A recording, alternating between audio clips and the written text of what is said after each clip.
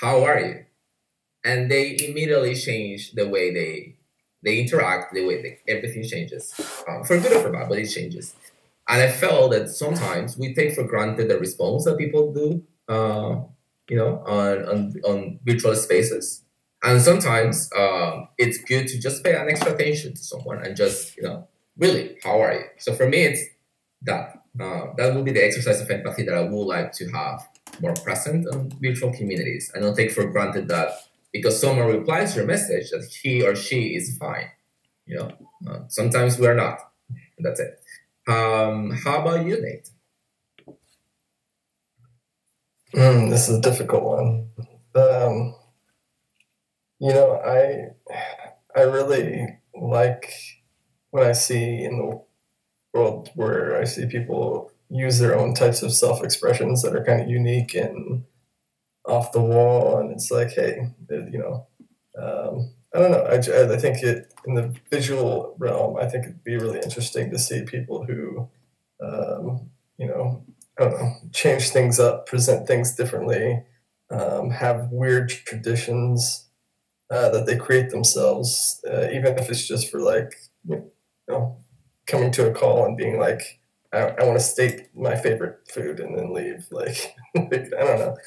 I just think that having kind of everybody just participating in their own unique traditions within a digital community, I think would be really interesting because it can lead to a lot of different things. But it's a tough question though. I will pass it to Gideon.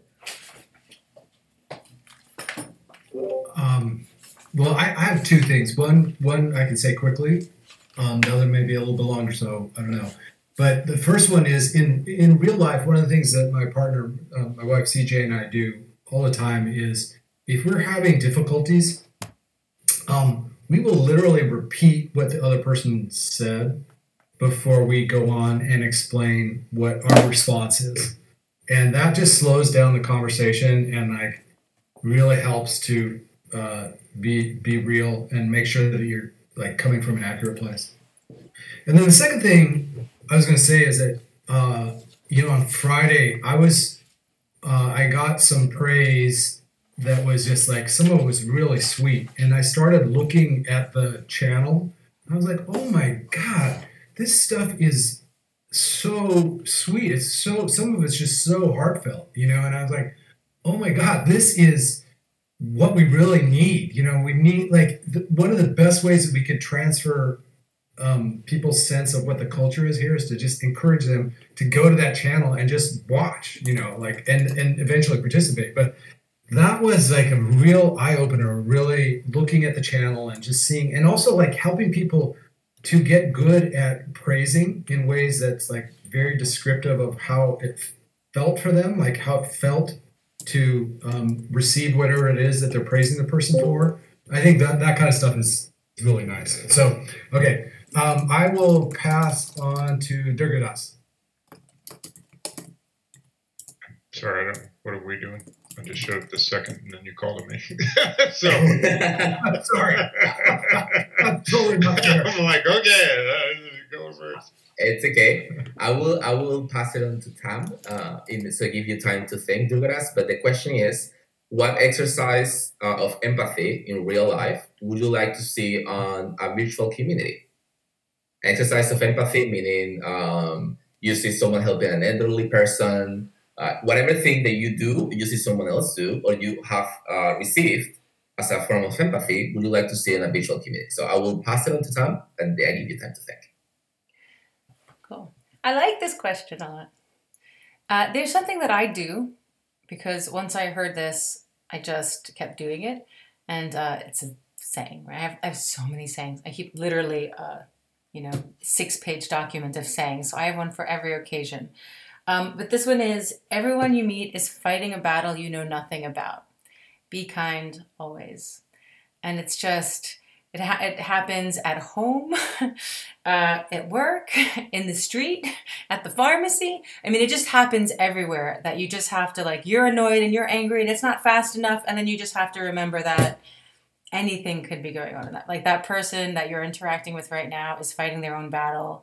And the really human thing to do is just to be kind and let go of whatever frustration and tension that, like, your frustration is as important as whatever battle they are going through. So yeah, that's something that really always resonates with me. Will you pass it to someone? You ready, Durgadas? Sure.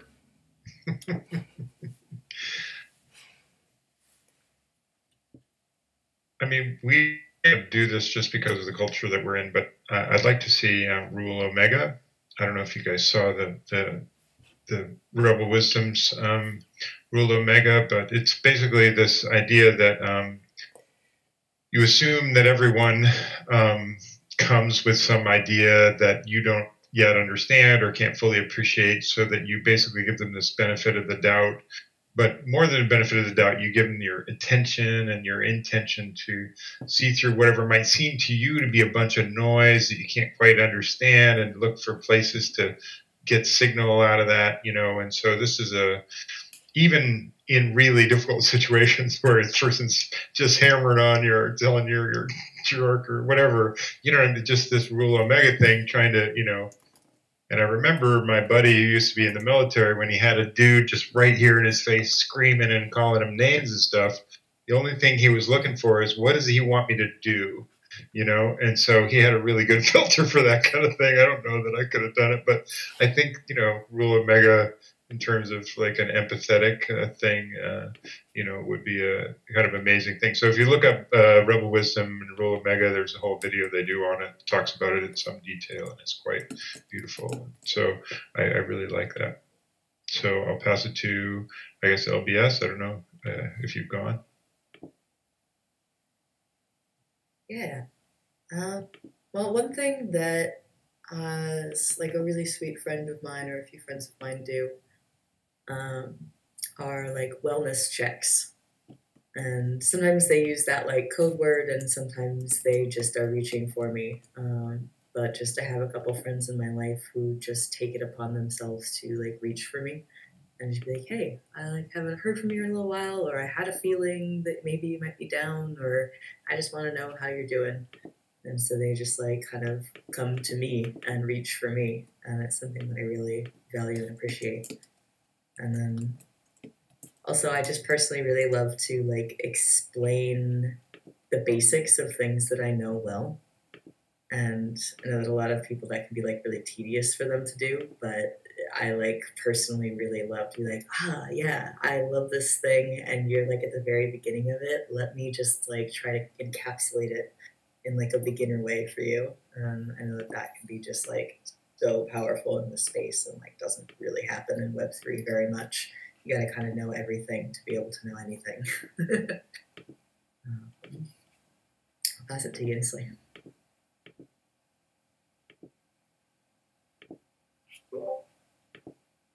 Hi. Okay, well, I think a good exercise for great empathy would be the use of the technology to connect and not just to click and comment. And the idea is to use the technology to be intentional. It should be a medium in which human connection can exist, and which you can try to pursue that connection. I think the worst thing you can do for your sense of human connection is to lose that. the worst thing. So I think that the technology that we are using is our tool to build that relationship, to strengthen that relationships, and not just to keep it cold. Interpretation. Thank you. I pass it to you. Thank you. Maybe. Yes, You're welcome. you're right. So later, we are asking a question that is basically, what exercise of empathy would you like to imitate on a virtual community? Mm,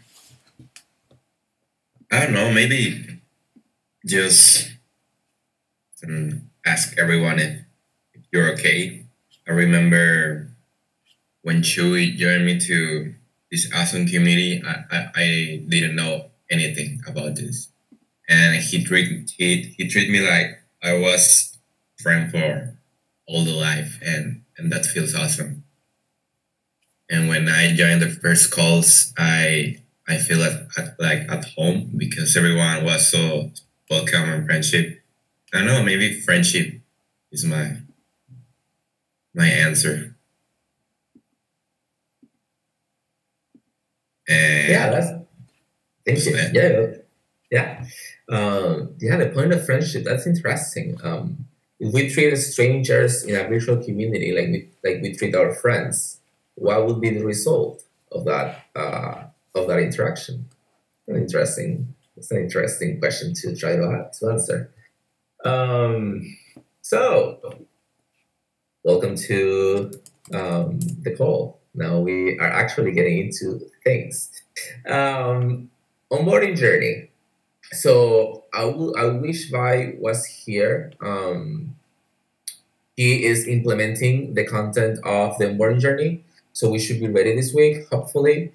Um, Now the question, which I have a session with MS to talk about this, but the question is, what comes now besides the implementation?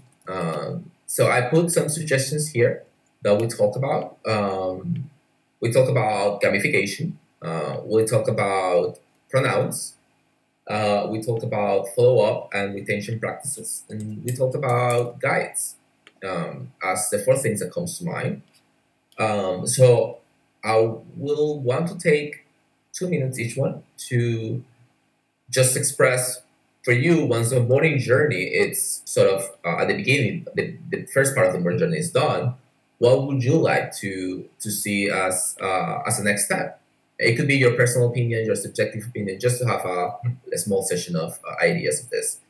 So imagine you have been here for 6 months, or imagine you have been here for a month, or past a week. So what will be the next step for you, or that you would like to receive, or that you have seen in other communities? And I will pass it on to LB.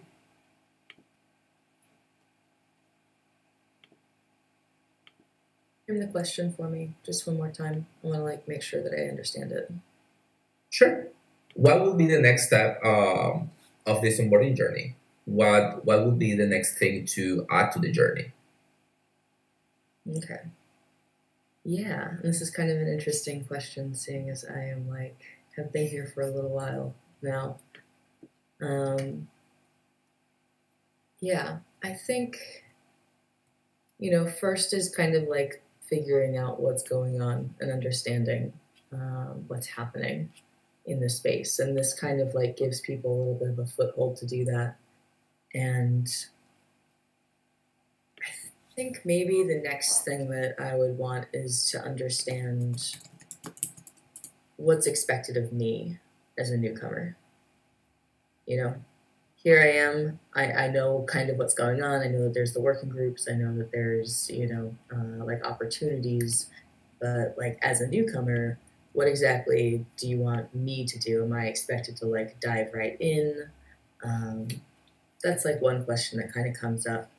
And then also kind of seeking experimentation, kind of moving into that next step of cool, I've started to be asked about my interests, and I'm thinking about what kinds of working group I might want to be in, or what kind of connections I'm making. So really I start asking do people like me? Do people care about me? The authentic me? And getting feedback, am I doing things right? Am I doing things well? And what could I be doing that is the most useful here? And then I'll just link again my doc that has a lot of these thoughts written out in the Communitas channel. Thank you. Will you pass it on to someone? Yeah, let's go to Gideon.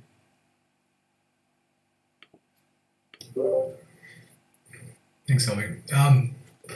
I guess for me right now, the thing that I keep coming back to is who are the people who are coming to us, and how should we greet them and engage them? You know, I get the feeling from looking at the survey data, there are kind of clusters of people. You know, some people who know nothing about token engineering, some people who know a lot, or you know, they're coming from other organizations, and I think it would be so.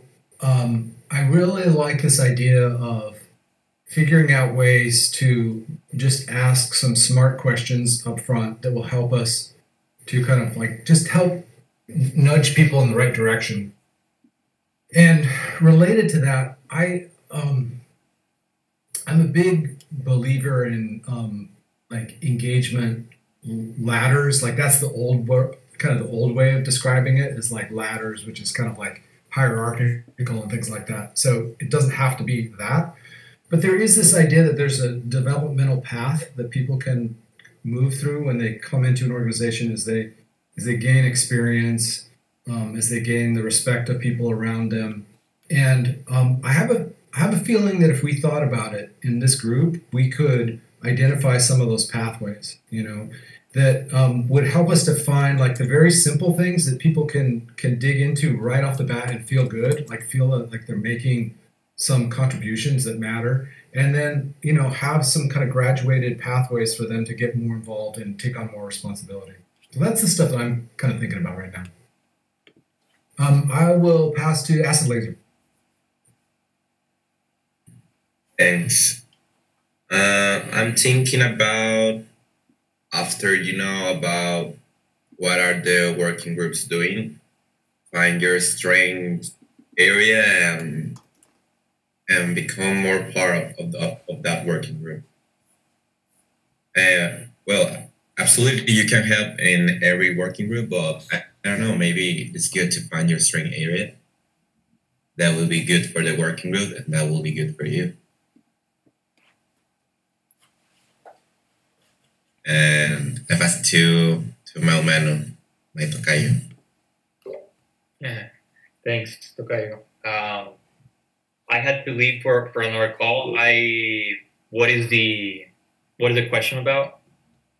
Yeah, so we have finished the first part of the onboarding journey. So up to the part that people can pick and choose information and to know about the TEC, working groups, and so on. But what will be the next step? Like in your journey as a newcomer, what would you like to? What will be our next step to implement? What will be our next thing to work on as a next step for the journey of onboarding someone? You can pass it on to someone else if you want time to think, but No, well, what I can say is from the work that I've been doing around Gitcoin, they're working around a knowledge base, which is where they aggregate all the information. And what we have akin to that is the Git book. And so what they're doing is they're doing quests, bounties, they're gamifying the whole approach so that there's a way for contributors to earn like badges in a way, like dynamic NFTs, where like there's some sort of quest or like, okay, the first thing is maybe you watch a video. If we had like an explainer video on the Commons dashboard, on the configuration dashboard, then you watch that and you get like a badge, and then sort of like, yeah, like gamify the whole thing. I mean, that's what I think. I understand that it requires a whole infrastructure around it, but yeah, that would be basically, to sum it down, like aggregating more information, creating more evergreen content. I'm working on a Medium article of working group interrelations. So it's just creating more evergreen content, expanding the Git book, and yeah, create more resources for people to dive into, and incentivizing them, you know, not just taking their attention for granted. I think that's a huge part. Like, there's a huge learning curve, and sometimes we take the attention that they have to invest in us for granted. So what if we gamified it, incentivized it, give badges, rewards, some bounties, I mean, it could be in TEC tokens, it has to be in DAI. So that's my 2 cents. And I don't know who's left or not, so I'll pass it to you, Edu, to pass it around. Thank you, Manu. How about you, Tam? I think that it's hard to think. I think that looking at next steps doesn't feel natural unless we look at like the more holistic entire thing. So I think that what we could look at is like beginning journey to, tenure, whatever tenure means in the TEC. So, I mean, there could be lots of different next steps, but I think we'd stumble through the right one until we actually look at like the big journey for the user from landing the Discord. I mean, I like what everyone else said, but what I want to know when I jump on a Discord is like, how do I like roll my sleeves up? Where do I start? So I want to that's what I want to know. Like, give me something to do. Give me things that I can do now, or I have to figure out how to do something. But I like the idea of matching skill sets with pieces of work a lot. I don't know that we ever really nailed that. It's something that we've always identified as something we're missing, and I'd say that could be a really nice thing to offer people. Here's the 4 contributor issues that anyone can come and pick up. When we've had those, I mean, it's really amazing to see people picking those up. It's like a miracle. You're like, oh my God, I've asked for help on this, and now there's a bunch of people that are doing it. So I'd say that matching is interesting. But I also think it doesn't matter until we see it the whole thing. Like next few steps and the end goal. So you propose to have a more bigger picture.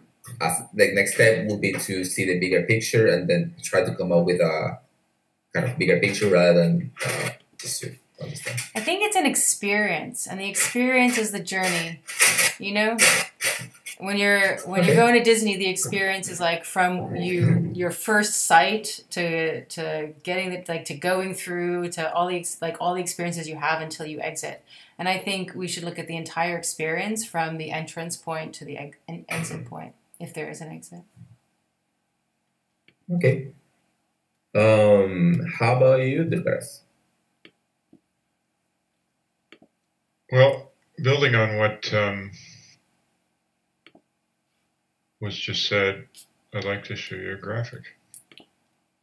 So I do think that, like, if I'm looking, when I'm typically talking about things from a marketing perspective for my clients that I do marketing communications work for, I'm often showing them this graphic, which gives them a general sense about how to do what the life cycle is for, let's say, a customer going through the whole process. I'd like to see it that we would actually do a thing like this for the DAO space, and specifically for the token engineering commons, in the sense that I think there are a bunch of things in here we could probably take, but it's also true that, if we're talking about the onboarding journey, right, what would this kind of thing sort of look like? So, for example, there wouldn't be a purchase, but participation might be the thing, right, in the middle instead of purchase. So there's how did you get here? This is part of that. And then now that you're here, what is your basic motivation? And so, there are, again, I bring this up all the time, but what are they here for? So, for example, a lot of people show up for this thing at the very bottom, and we assume that everyone's here for economic wealth, but there are a whole bunch of other different ways in which this can happen, right? And so if you pay attention to the outside part of this, I came here basically just because I was trying to figure out if the person who asked me to run his crypto company, if I had any idea about that or what I had to contribute. And it turns out that because of the culture here, I am now able to participate in inner wealth, impact wealth, social wealth, circle of genius. I got economic wealth. I got some career wealth now is coming from this. Do you know what I'm saying? Like, honestly, so I get all these different things from it. And so to understand what it is that people are showing up for. This is made by Sebnem about her art group, but the fact is, I think it's applicable to a lot of communities like this. So if I'm talking to a person, I'd like to know what they're here for, and then I'd also just like to be mindful that they might find a heck of a lot more here than they might expect. And so this is sort of my perspective on it. So I hope these two graphics might make sense to you guys. And, so that's I guess what I would say.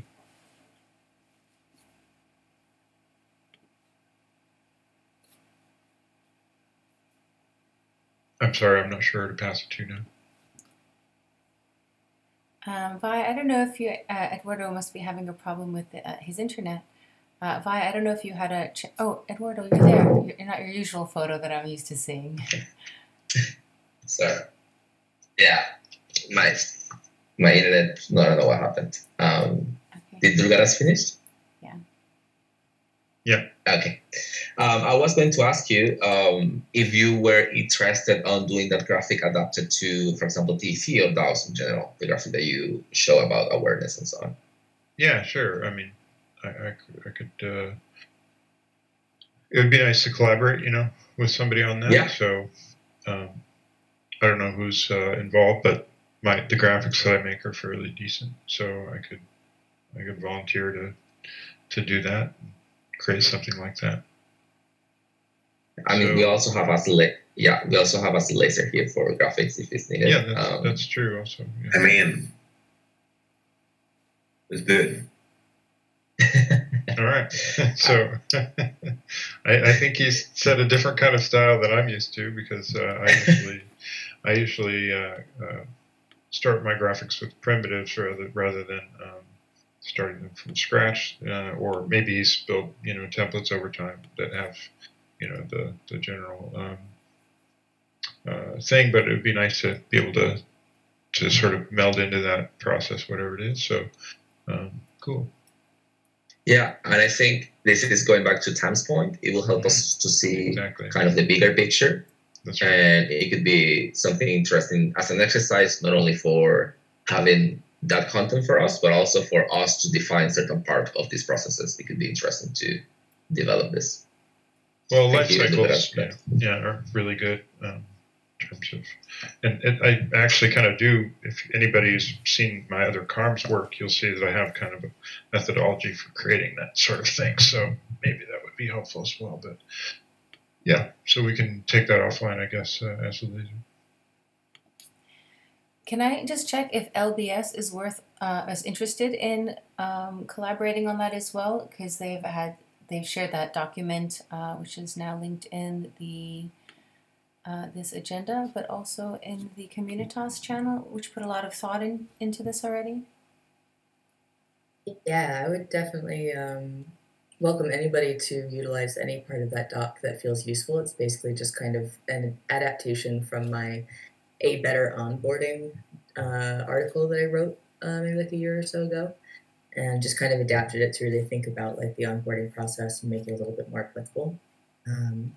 At this time, I know that when I first joined this working group, I was in my hypomanic phase and like really vivacious and energetic and had lots of energy for doing things. I'm definitely trying to set the expectation that now I'm moving into my like low state depressive episodes. So while I definitely like will make my best effort to keep coming to these meetings and stuff, I probably am not as reliable for asynchronous work, although I might be like here and there for it. So I would say, yeah, like definitely use that resource that I already created. Feel free to ping me if you have questions about it, but I might not be great for asynchronous like work sessions.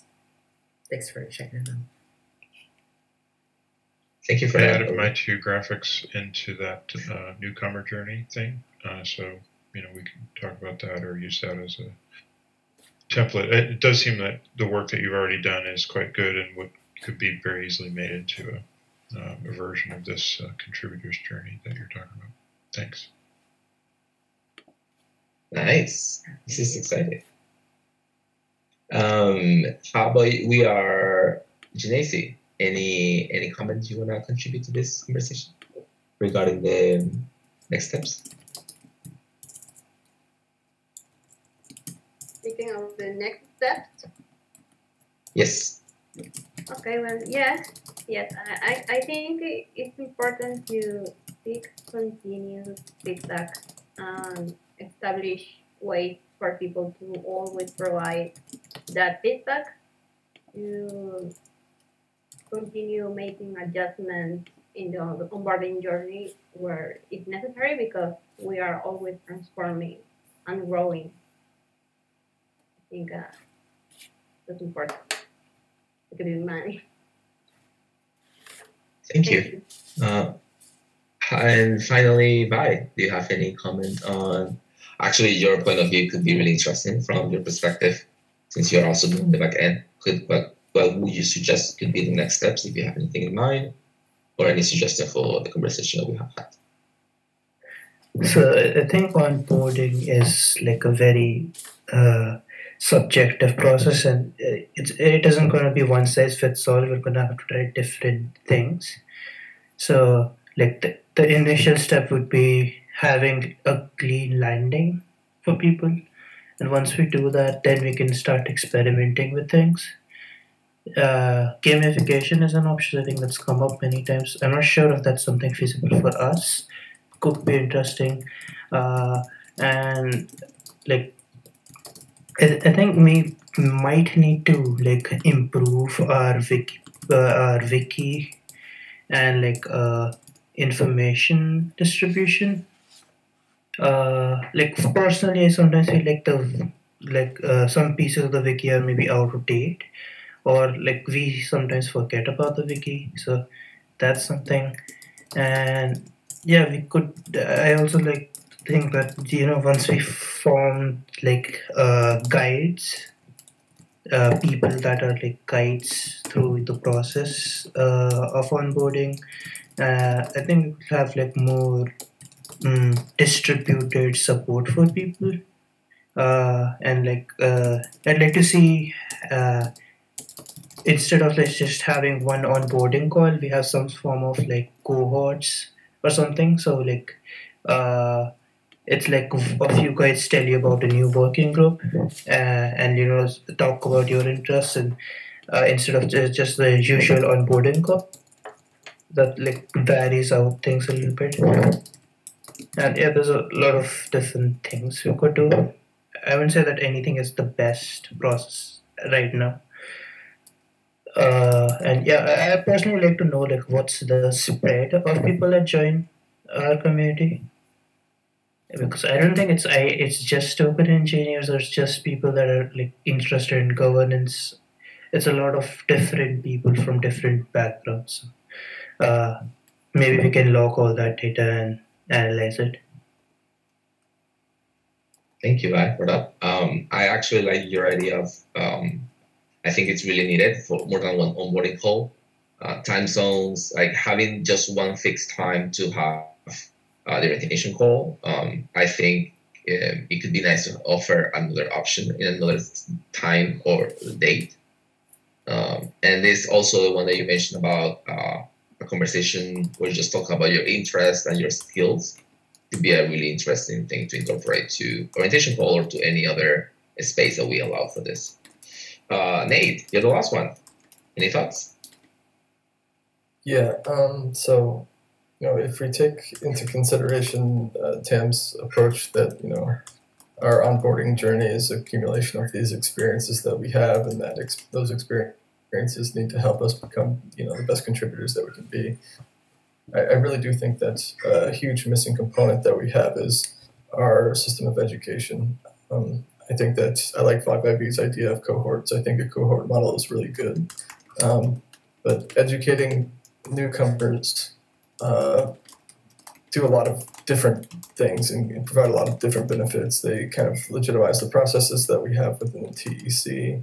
They show people, how different working groups operates. They, and right now we have our education bottled into these like 1 hour time slots. And so I would really like to see kind of a cohort model where we say, maybe every 3 weeks, everybody within this cohort can go through a week-long education process, which kind of gets them to group together to learn from each other, to be a part of like a initiation team almost, to where we're kind of educating together.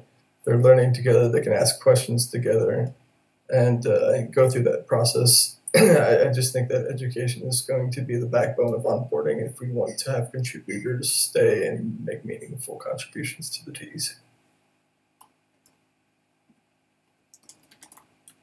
Thank you for that. I think, yeah, the idea every 2 weeks is also really appealing. We can develop that, I think.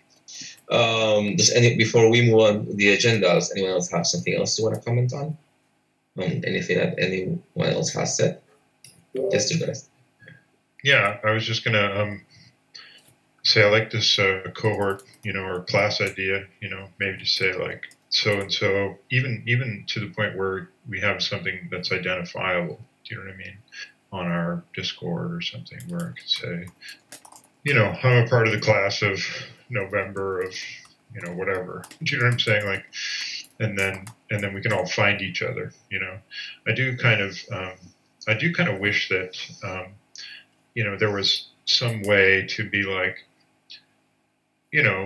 other people. It's one thing to praise a person, but it's another thing to sort of be identifiably findable according to whatever question that you would have. So, for example, my whole thing is about the culture, right?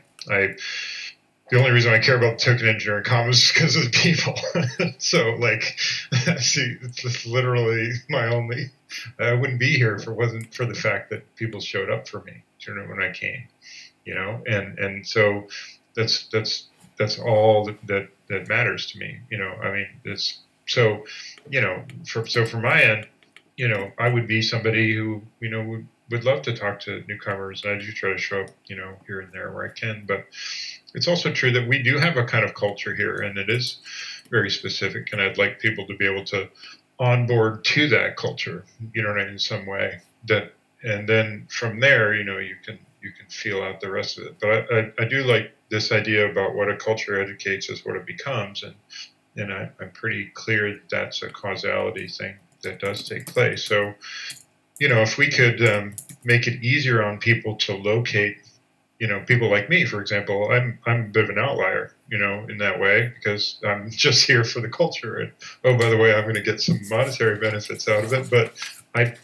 would have done this anyway. Do you know what I'm saying? Even if that wasn't here. So, so how do you locate people, right? Do you just show up in calls and then hear them talking? And then I also think it's incredibly important that we get, people friendlier than me to show up, and find a way to treat people in the way that I felt treated right from the beginning here. Do you know what I mean? And that's why Griff and Livy are really good, as people kind of guiding this community, because, they guide from the top of that, thing, and they're in so many calls and so on. So anyway, that's just my feeling about it. Thank you, Durgaras. Thank you so much for this small session of brainstorming. Yes, Odi. Yeah, I just wanted to share. I wrote these also in the notes, but just like some things that I've heard, and to kind of like encapsulate. Easy first, concrete, like contribution sounds like a goal, which like an easy way to do that would be like, teach me how to use the Zen Hub to pick up contributions. Another thing that wasn't mentioned, but I think would be like a good next step, is just to like watch the MVP that we've created and be like, hey, is this working the way that we intended it to? How are people reacting to it? Are there holes? Are there like unexpected wins?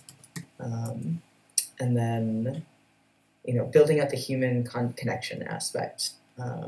Like I've said quite a few times in the past, like Eduardo does a really good job of being that like first point of contact, like outreach. And whether it continues to be Eduardo forever, or we like build a team of people who are doing that, like just getting that kind of like fleshed out and figure out what that flow is, and like make sure that we have people connecting with people, because just like in my home base SourceCred, like this space does really, really well with human connection. So leverage that.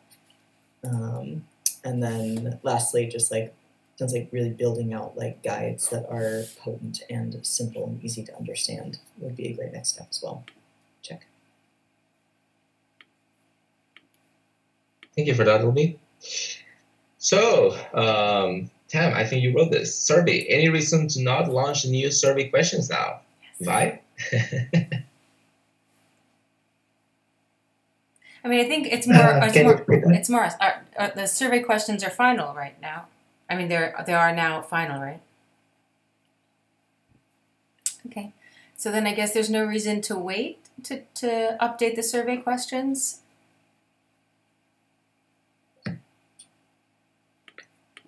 Yeah. So would we want the survey questions to be deployed on the current bot that's running in the TEC, or do we want them on a different on the clone server for testing, and then we I think shift it? I think we go live. I think we just go live with the survey questions. Can you drop where they are? It should be in. It should be in. Exactly. Okay. It's It's in ZenHub, I but can the send you. document isn't in here though. Yeah. I drop it in the call. Okay. In Communitas. If if we're gonna go forward with the questions, we might need to get the verification bot over here too, because they're now the same bot. They're gonna be called TC Welcome Bot, and that's the one that handles verification and surveys. Do we want the verification bot in this server right now, or do we want to wait a little bit? Very good question. Is it possible to update the survey questions just on the bot it's running on right now? Yeah, it is, but it won't go to Notion at the moment. Yeah, Because that's this bot's broken. The new bot would go to Notion. yeah. I say we just use the old bot. Is it a small, medium, or large amount of work to update the questions in the existing bot? No, it would take a second to update the questions. It would just take some time to fix it to work with Notion. Yeah. So cool. I say we But just. the new one works. Okay. So then I think we just go with the quick update to the questions on the existing bot, and then when the new bot is ready, then we can move to that.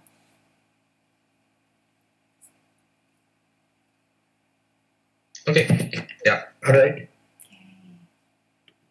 Do we have a time frame for the fake server to be on by?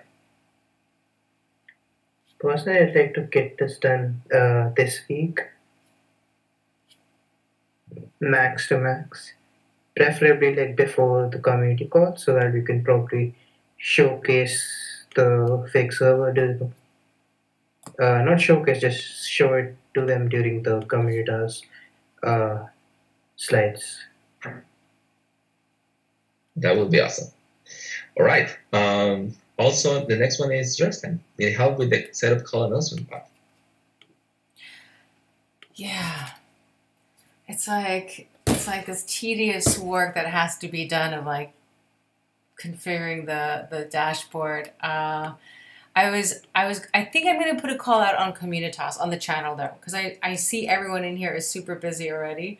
I know everyone in here is working on a lot of stuff. So I think I'm going to put a call out in either Onboarding or Communitas to see if there's someone that wants to do something in the TEC. This could be a good first issue for someone. So I guess we can skip that. I'd just like to say we might need to give them the admin role, so for them to be able to enter things into the dashboard. Oh yeah, that's a good point. Thanks for catching that. I didn't catch that I didn't catch it. Okay, well we could probably do that temporarily or something like that. All right. So regarding the orientation data update, all right, we have had this week. We have had a heavy week of new people. I don't know, LB, Tam, you guys, Manu, who have access to the orientation data, but I can share my screen because my computer refuses to work with Discord. But basically, the orientation data this in the past week has like a lot of people filling the survey. I think also where it comes in, updating this survey that I mentioned. So now we are basically, Gene is doing part of the welcoming to people, and we are taking turns. He does Fridays and I do Mondays, basically, is the way we are doing so far, or Tuesdays. And we will need an extra hand on this. And I think there are some people, there are various things I'm seeing from here. For example, Twitter, there's a very simple act of, there is this need of going to columns, telling the Ivy, please follow this person, or I myself asking for permits on Twitter, and hey, follow this person that came from us from Twitter, and just welcoming them there because maybe they never come back to the service. Just a gesture of an extra step could be interesting to try, because we have a fair amount of people who share their Twitter handler. It's not something like random. They are sharing their Twitter handler, so it means that they use it. So that could be interesting to explore, or just praise them or something related to that. And then there is this also people who comes for the token economics. And I basically, hey, if you see someone in another channel, because people just drop the question wherever they see it, not necessarily in the rotation channel, but if you see someone asking for token economics, and this is a typical thing, I'm taking advantage of the parents party and just sending them to the calendar, or just sending them to the post that TEM has in the forum about explaining the parents party and telling them, hey, luckily enough, right now we have an opportunity to learn about token economics. Do you want to join about this? Like sort of taking on the momentum. That's what I have been doing so far. It's quite interesting. I sent this to Tam actually. There was this guy who joined and mentioned, I want to learn about DAOs because I want to do a government.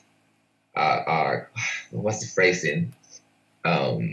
I cannot share because I don't have my computer available. He wants to fix the USA. He wants to fix democracy in the USA. I think that was the long and short of it. Yes. And I was puzzled. I was like, what do I do with this person? So is these challenges that comes from time to time that are interesting to see how we react to them, just for the sake of, you never know what can come out of this. It doesn't matter if it's a joke. It doesn't matter if it is seriously. I want to create a DAO. I want to use DAOs to bring democracy reform to the US. That was its phrasing. It's quite a statement. So it's really interesting for me, these people, and how they end up here. So yeah, that's where I have a bunch of calls this week to welcome people that get lost or got lost in translation. So that's another process that it's ongoing. And then we have the outreach to people. Yes, guys. Sorry. Oh, I was just going to say, whoever that is, I want to talk to them because that's also my work. So sure. We can talk async, and then I send them to you. So yes, Tam, you wrote down a bunch of feedback from the outreach. Would you like to share? Well, I think the big update is that we finished the Hatcher outreach campaign for the params parties. I ended up getting banned from Telegram for 24 hours because I sent too many, or somebody complained, but something happened, and Telegram banned me from contacting people for 24 hours. So I was a sad puppy this weekend. Yeah, it stinks actually because I wasn't finished. But I wanted to share some of the reactions. I'll say a lot of people haven't replied, but there's a lot of replies that are just like, this is amazing, best thing I've ever seen. Like, people are really, really excited. I think they're really impressed by the dashboard and how informative and sort of sleek it is, and I think a lot of people are really excited to join. Eduardo, you might have experienced the same thing. We haven't caught up on this yet. Yeah, I mean, I think the outreach in general, and I think it could have happened to you, it'll be in SourceCred, like talking to people always always comes with a result that is unexpected. And the possibilities of like interacting with other people just by sending a message that sometimes is copy and paste. But for them, they don't know that, so it's unique to them, and they are like, oh, you are taking the time to write. You know, it's an interesting process, because it's exactly what Tam mentioned. Like, someone told me the same thing. Like 2 or 3 people mentioned the same thing. Like, no one personal message about these decisions or about these things to in that space. Like, you know, like everyone posted it and they ping the message in Discord and that's it. So, you know, it's interesting how people react to this, even if they block you or spam you on Telegram, so you cannot send more messages. It's interesting because the people who value this process are the people who is going to return, and it's the people who is actually going to engage, going to the parties, and you know, these are the sort of token holders you want in a DAO, I feel. So it's an interesting process, and it's nice to have that. So yeah, and just to close it up, the last point of the agenda is the TEC partnership. It's a document that Gideon work on, and we just talk about it. Gideon, if you wanna just brief to everyone else.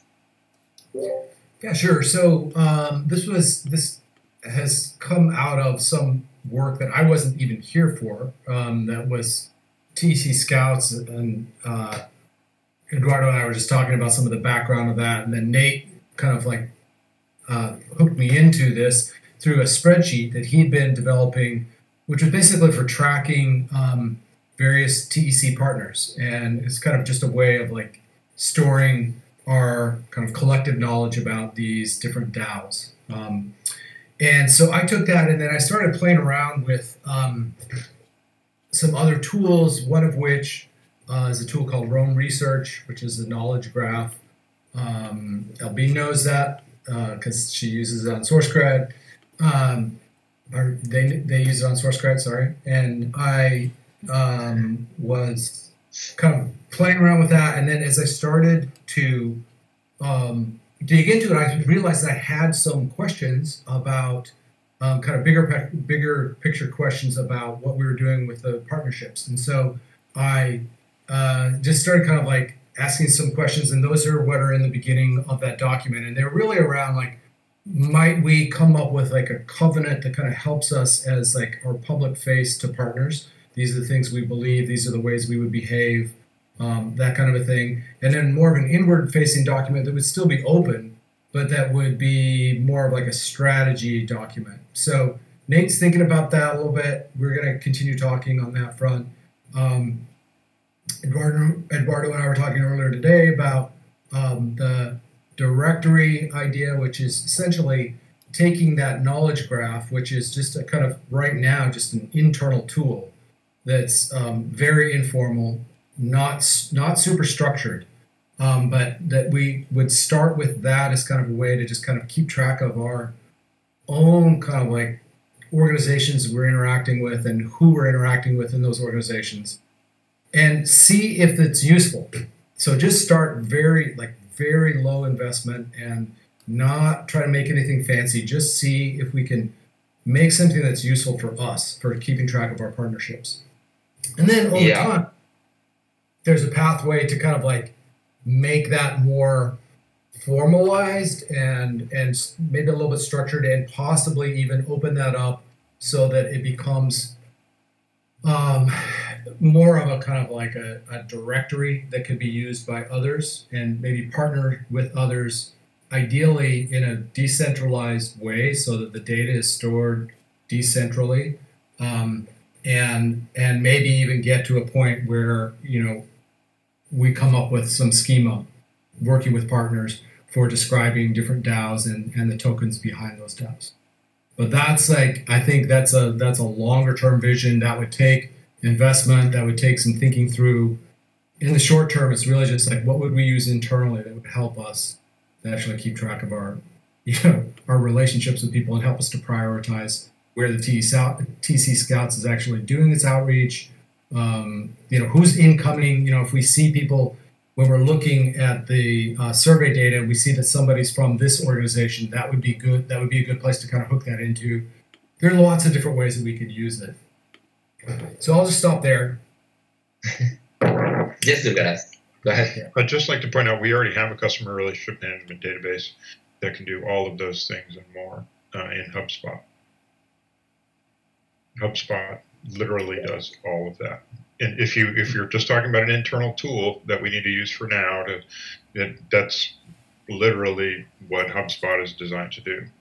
So that's a conversation that we can have. Plus, it extends to nearly everything. So whatever survey, if we're using SurveyMonkey, then there's a connector to HubSpot that would just do that, and then Bob's your uncle, right? So then, if you need to segment and you need to, do all this stuff to like reach out to partners and different groups of different types, DAOs versus service DAOs versus, other kinds of DAOs, you can do all of that segmentation within that tool.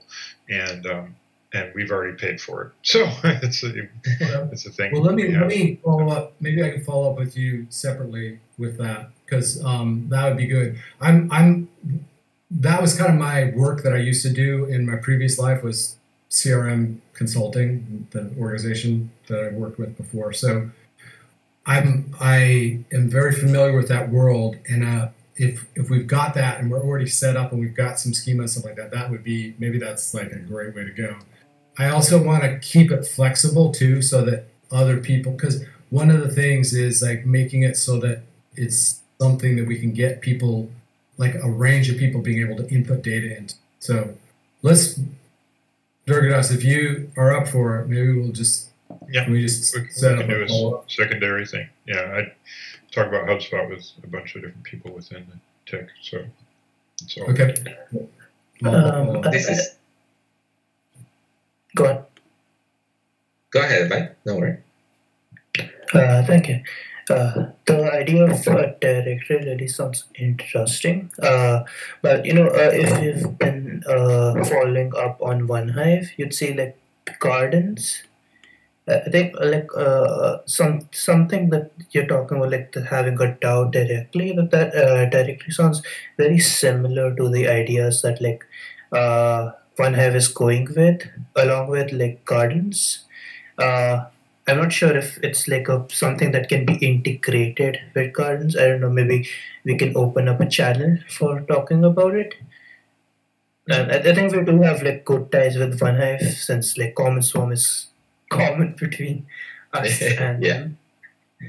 So it, like, from what I imagine, like it would be really cool to have like this system that you're talking about that intermediates between like social applications and the Gardens web page, and something that like that. There's been a lot of talk in the past week that I've had with people regarding identity systems and DAOs. I think we talked about this in the reward systems conversation as well. So it could be something interesting. Sorry, I know we're over the hour. I just want to add one thing. When I first read this, I thought it was two different initiatives. One was around partnerships, and one was around building a knowledge commons, more around knowledge versus like relationships and and those kinds of connections.